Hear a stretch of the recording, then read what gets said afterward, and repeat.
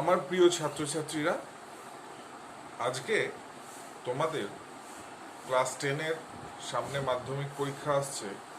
তার জন্য অজৈব রসায়ন চ্যাপ্টারে নাইট্রোজেন যে অংশটা সেটা পড়ানো হচ্ছে। তো এর আগে তো তোমরা নিশ্চয়ই অ্যামোনিয়া এবং হাইড্রোজেন সালফাইডটা ভালো করে তৈরি করেছো।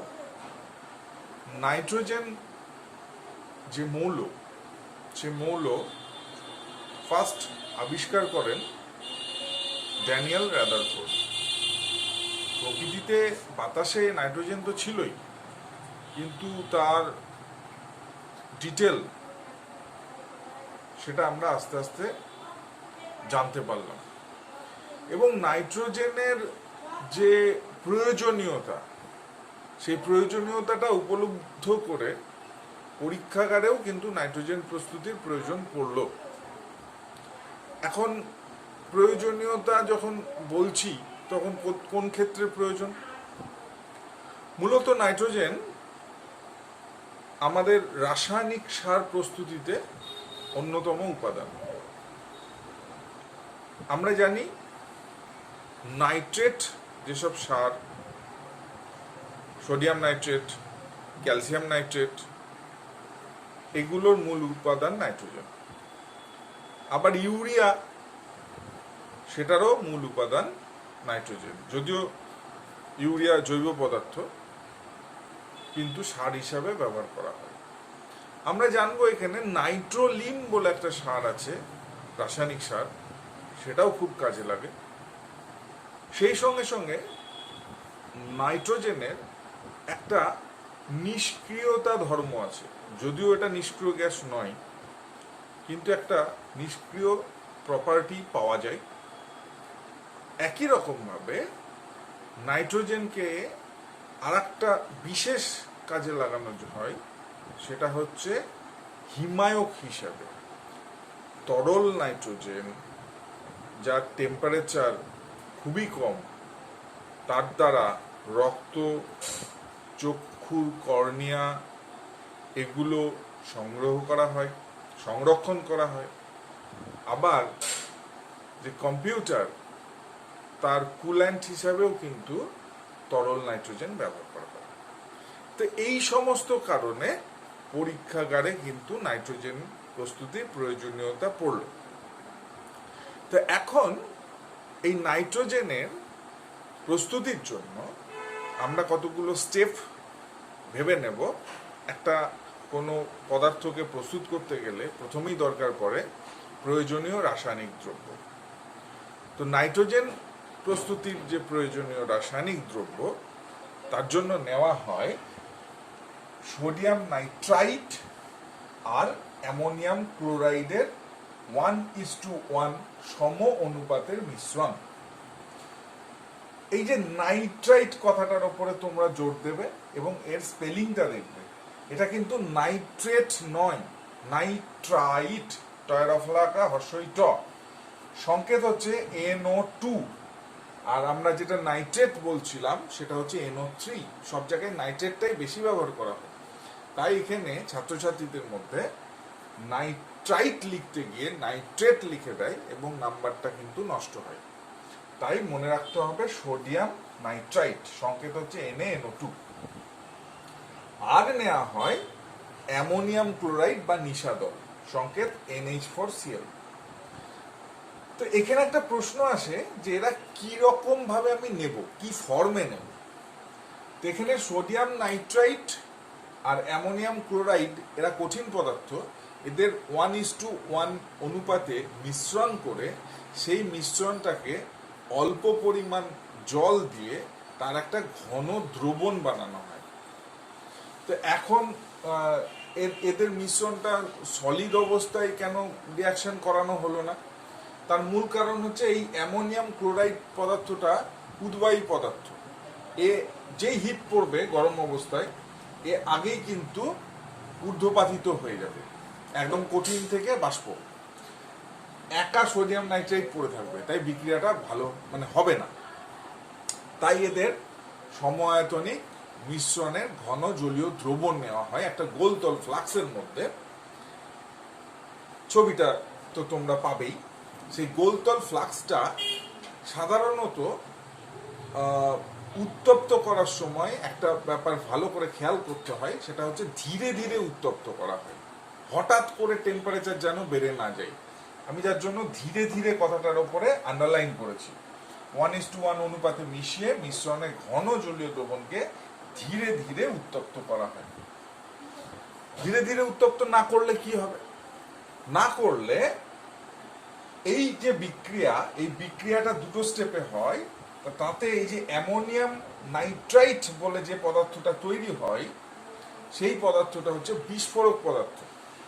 তাড়াতাড়ি নাইট্রোজেনে ভেঙে যেতে চাই এবং সেখানে প্রচুর টেম্পারেচার উৎপন্ন হয়, এক্সট্রা একটা বিস্ফোরণের সম্ভাবনা থাকে। এটাও একটা কারণ যে আরেকটা প্রশ্ন তোমাদের থাকে যে অ্যামোনিয়াম নাইট্রাইটকে সরাসরি উত্তপ্ত করে নাইট্রোজেন কেন উৎপন্ন করা হয় না, দুটো স্টেপে কেন হয়? সোডিয়াম নাইট্রাইট আর অ্যামোনিয়াম ক্লোরাইডের মিশ্রণ কেন নিচ্ছে? সরাসরি এই অ্যামোনিয়াম নাইট্রাইট পদার্থটাকে উত্তপ্ত কেন করা হয় না? উত্তরটা আমি একটু আগে আলোচনা করলাম যে এটা যখন নাইট্রোজেনে ভেঙে যায় সামান্য উত্তাপ পেলেই, তখন একটা আরো টেম্পারেচার এবং বিস্ফোরণের সম্ভাবনা থাকে। সেই জন্য সরাসরি এই অ্যামোনিয়াম নাইট্রাইটকে উত্তপ্ত না করে সোডিয়াম নাইট্রাইট এবং অ্যামোনিয়াম ক্লোরাইডের মিশ্রণকে ধীরে ধীরে উত্তপ্ত করে ফার্স্টে সোডিয়াম ক্লোরাইড এবং অ্যামোনিয়াম নাইট্রাইট এবং তারপরে সেকেন্ড স্টেপে অ্যামোনিয়াম নাইট্রাইট ভেঙে গিয়ে নাইট্রোজেন এবং জল উৎপন্ন হয় এবং এটা গ্যাসীয় পদার্থ, তাই তীর চিহ্ন দেওয়া হয়েছে। আমাদের যে গোলতল ফ্লাক্সটাই আমরা গরম করব, সেটাকে অনেক সময় তারজালির ওপর না বসিয়ে একটা জলগাহে বসানো যেতে পারে। জলগাহ মানে কি? যে গোলতল ফ্লাক্সটার মধ্যে আমরা এদের মিশ্রণটাকে নিয়েছি, সেটাকে একটা জলপূর্ণ পাতলা সিঙ্কের মধ্যে বসিয়ে তার তলায় আমি আগুনের উত্তাপটা দেব। তাহলে কি জলটা আস্তে আস্তে গরম হবে, সেই তাপটা তখন ওই বিক্রিয়া পাত্রে পাবে। তাতে একটা সিমেট্রি থাকে, ধীরে ধীরে উত্তপ্ত করা যায় এবং বেশি উত্তপ হয়ে গেলে আগুনটাকে সরিয়ে নিতে হয়। তারপর তো ওখানে তো নির্গম নল লাগানো থাকে। তো নির্গম নলটা আমরা জানি গ্যাস দ্রোণীর জলের তলায় গিয়ে দবানো থাকে। নাইট্রোজেন গ্যাস উৎপন্ন হতে শুরু করলে প্রথমে কিছুটা গ্যাসকে বেরিয়ে যেতে দেওয়া হয়, ওখানে সংগ্রহ করা হয় না, সামান্য একটু গ্যাস বেরিয়ে যায়। কারণ কি? গোলতল ফ্লাক্সের মধ্যে যদি কোনো বায়ু থাকে, সেটাও নাইট্রোজেনের সাথে বেরিয়ে যায়। একটু নাইট্রোজেন গ্যাস বেরিয়ে যাওয়ার পরে একটা জলপূর্ণ গ্যাস জারকে উবুড় করে ওই গ্যাস দ্রোণীর ওপর বসানো হয়। নাইট্রোজেন এবার ধীরে ধীরে বুদবুদের আকারে ওপরে ওঠে এবং জল নিচের দিকে যায়। জলের নিম্ন অপসরণ দ্বারা গ্যাস জারে নাইট্রোজেন গ্যাসকে সংগ্রহ করা হয়। এইভাবে আমরা নাইট্রোজেন গ্যাস পেতে পারি। এখন এই যে নাইট্রোজেন পেলাম, সেই নাইট্রোজেনটা যে নাইট্রোজেন, তার শনাক্তকরণ আমরা কি করে বুঝবো? তার জন্য একটা পরীক্ষা আছে, যেটা আমি পরে আরেকবার বলবো। সেটা হচ্ছে ওই যে গ্যাস জার, সেটাকে দুভাবে টেস্ট করা যেতে পারে যেটা নাইট্রোজেন কিনা। একটা হচ্ছে জ্বলন্ত পাটকাঠিকে ওর মধ্যে প্রবেশ করালে যে গ্যাসটা আমরা সংগ্রহ করলাম, সেই পাটকাঠিটা নিভে যাবে এবং ওই যে গ্যাসটা, সেটা চুন জলের মধ্যে, স্বচ্ছ চুন জলের মধ্যে দিয়ে চালনা করা হলে দেখা যাবে যে স্বচ্ছ চুন জল ঘোলা হচ্ছে না। তার মানে ওটা নিভে গেল। ওটা কার্বন ডাইঅক্সাইডও হতে পারত, কিন্তু চুন জল যেহেতু ঘোলা হচ্ছে না, তাহলে ওটা কার্বন ডাইঅক্সাইড নয়, নাইট্রোজেন হওয়ার চান্সটাই বেশি। এর থেকেও ভালো একটা পরীক্ষা আছে, যেটা আমরা পরবর্তীতে আলোচনা করব। এবারে নাইট্রোজেনের আমরা যদি গঠন দেখি, তাহলে আমরা নিশ্চয়ই, তোমরা পর্যায় সারণী পড়েছো, তো সেই পর্যায় সারণীতে নাইট্রোজেনের অবস্থান কি? নাইট্রোজেন পর্যায় সারণীতে, আমাদের মেন্ডেলিয়েভের পর্যায় সারণীতে গ্রুপ 5-এ অবস্থান করছে, আর আধুনিক দীর্ঘ পর্যায় সারণীতে গ্রুপ 15-এ অবস্থান করছে, 15 নম্বর গ্রুপে। তো নাইট্রোজেনের এই প্রসঙ্গে আমি জিজ্ঞাসা করছি পরমাণু ক্রমাঙ্ক কত? নাইট্রোজেনের পরমাণু ক্রমাঙ্ক হচ্ছে 7। তার মানে প্রথম কক্ষপথে 2টো ইলেকট্রন আছে, আর দ্বিতীয় কক্ষপথে কটা আছে? 5টা ইলেকট্রন আছে, তাই তো? তাহলে আমরা যদি এইটা একটা নাইট্রোজেনের গঠন ভাবি, আমি একটা স্পষ্ট করে আঁকছি। ধরো এই একটা নাইট্রোজেন, তার এটা প্রথম কক্ষপথ, আর ধরো এটা হচ্ছে দ্বিতীয় কক্ষপথ, ঠিক আছে? তাহলে প্রথম কক্ষপথে আছে 2টো ইলেকট্রন, আর দ্বিতীয় কক্ষপথে আছে 1টা, 2টো, 3টে, 4টে, 5টা, এই 7টা হলো। এই নাইট্রোজেন পরমাণুকে আমরা যদি আণবিক আকারে দেখি, তাহলে দেখব যে 2টো নাইট্রোজেন পরমাণু পাশাপাশি এসে এদের 2টো বাইরের কক্ষের ইলেকট্রন ব্যবহৃত হয় না, কিন্তু বাকি 3টে নাইট্রোজেন পরমাণুর মধ্যে, মানে পরমাণু দুটোর মধ্যে বাকি 3টে যে ইলেকট্রন থাকলো তাদের মধ্যে 3টে সমযোজী বন্ধন হয়। নাইট্রোজেন অণু গঠনের সময় পরমাণুগুলোর বাইরের কক্ষপথের 3টে করে ইলেকট্রন ব্যবহৃত হয়ে 3টে সমযোজী বন্ধন হয়। তো সাধারণত আমরা গ্যাসগুলোতে দেখি যে দ্বিবন্ধন থাকে, কিন্তু নাইট্রোজেনের ক্ষেত্রে স্পেশালিটি কি? 3টে বন্ধন। তো এই 3টে বন্ধনকে ভেঙে ওকে রাসায়নিক বিক্রিয়া করতে হবে। আমরা জানি যে কোনো পদার্থ, কোনো মৌল রাসায়নিক বিক্রিয়া করার সময় সে আণবিক আকার থেকে ভেঙে পারমাণবিক আকারে বিক্রিয়া করে। তাহলে এ অণু আছে N2, একে ভেঙে পরমাণু হতে গেলে যে মাঝের যে বন্ড 3টে, এই 3টেকে ব্রেক করতে হবে। তাহলে এই 3টেকে ব্রেক করতে গেলে একটা বন্ড ব্রেকিং যে এনার্জি লাগে, সেই এনার্জিটা কিন্তু ম্যাক্সিমাম প্রায় 945 কিলো জুল পার মোল, এতটা এনার্জি লাগে। তাই আমি একটু আগে বলছিলাম যে নাইট্রোজেনের একটা নিষ্ক্রিয় প্রপার্টি দেখা যায়, সহজে নাইট্রোজেন বিক্রিয়া করতে চায় না, নিষ্ক্রিয় ধর্ম। তার কারণ এই ট্রিপল বন্ড, এই 3টে বন্ধনীকে ভাঙতে অনেক বেশি শক্তি লাগে। ধরো দুটো বস্তুর মধ্যে 2টো দড়ি দিয়ে বাঁধা আছে, 2টো ছেলে 2টো দড়ি দিয়ে বাঁধা আছে। এবার তার হাতে যদি 3টে দড়ি দিয়ে দেওয়া হয়, তাহলে ওদেরকে ছাড়াতে কিন্তু অনেক বেশি এনার্জি লাগবে, 3টে দড়িকে কাটতে হবে।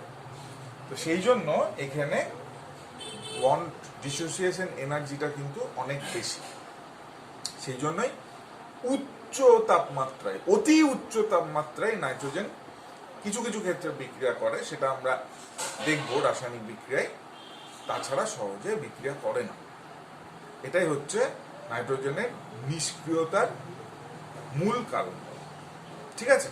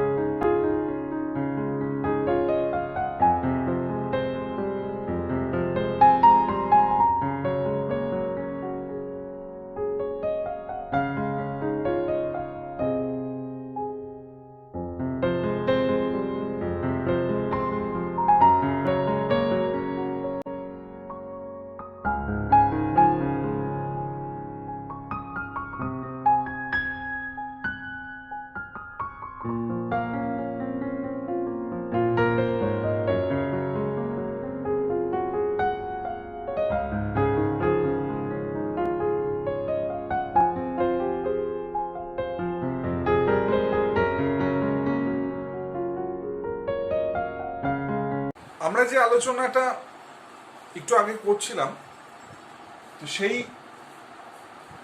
নাইট্রোজেনের নিষ্ক্রিয়তা জন্য নাইট্রোজেনের যে রাসায়নিক ধর্ম সেই ক্ষেত্রেও দেখা যায় বিশেষ বিশেষ অবস্থায় বিশেষ বিশেষ কন্ডিশন ছাড়া নাইট্রোজেন সহজে বিক্রিয়া করে না। তো একটা প্রশ্ন থাকে, যদি জ্বলন্ত ম্যাগনেসিয়াম ফিতেকে নাইট্রোজেন পূর্ণ গ্যাস জারের মধ্যে প্রবেশ করানো হয় তাহলে কি ঘটে সমীকরণ সহ লিখতে। তখন দেখা যায় যে আমরা জ্বলন্ত একটা ফিতে, ম্যাগনেসিয়ামের ফিতে হাই টেম্পারেচার উৎপন্ন করছে, নাইট্রোজেন পূর্ণ গ্যাস জারের মধ্যে চোবানো হলো, ওই টেম্পারেচারে নাইট্রোজেন ভেঙে গিয়ে ম্যাগনেসিয়ামের সাথে বিক্রিয়া করে ম্যাগনেসিয়াম নাইট্রাইডের সাদা ছাই উৎপন্ন করে, Mg3N2 ম্যাগনেসিয়াম নাইট্রাইড। এই বিক্রিয়াটা magnesium plus nitrogen, magnesium nitride, সাদা ছাই। শনাক্তকরণের ক্ষেত্রে নাইট্রোজেনের এই বিক্রিয়াটাকে কাজে লাগানো যেতে পারে। কেন? কারণ এই যে সাদা ছাইটা উৎপন্ন হলো তাকে জল দ্বারা আর্দ্র বিশ্লেষিত করলে যে পদার্থটা উৎপন্ন হবে সেখান থেকে একটা ঝাঁঝালো গন্ধ বেরোয়। সেই ঝাঁঝালো গন্ধ যুক্ত গ্যাসটা যদি নেসলার বিকারকের মধ্যে দিয়ে চালনা করা হয় তাহলে নেসলার বিকারক বাদামি বর্ণ ধারণ করে। তাহলে কোন গ্যাস নেসলার বিকারকের মধ্যে দিয়ে গেলে বাদামি বর্ণ ধারণ করে? আমরা জানি, পড়েছি, অ্যামোনিয়া। তাহলে নিশ্চয়ই অ্যামোনিয়া উৎপন্ন হয়েছে। সেখান থেকে আমরা কনক্লুশন টানতে পারি যে ম্যাগনেসিয়ামের সাথে যার বিক্রিয়া করানো হয়েছিল নিশ্চয়ই ম্যাগনেসিয়াম নাইট্রাইড। সেই ম্যাগনেসিয়াম নাইট্রাইডকে জলের দ্বারা আর্দ্র বিশ্লেষিত করার ফলে ম্যাগনেসিয়াম হাইড্রোক্সাইড উৎপন্ন হয়েছে আর অ্যামোনিয়া উৎপন্ন হয়েছে।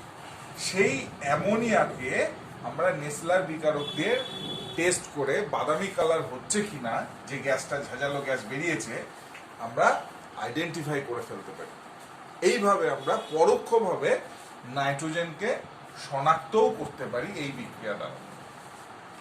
এরপরে অক্সিজেনের বিক্রিয়া আছে, কিন্তু আমরা অক্সিজেনের বিক্রিয়াটাকে ইচ্ছে করে আমরা লাস্টে আলোচনা করব। তারপরে দেখা যাক যে পরের ইম্পর্টেন্ট বিক্রিয়া নাইট্রোজেনের সাথে হাইড্রোজেনের বিক্রিয়া। নাইট্রোজেনের সাথে হাইড্রোজেনের বিক্রিয়াতে অ্যামোনিয়া তৈরি হয়।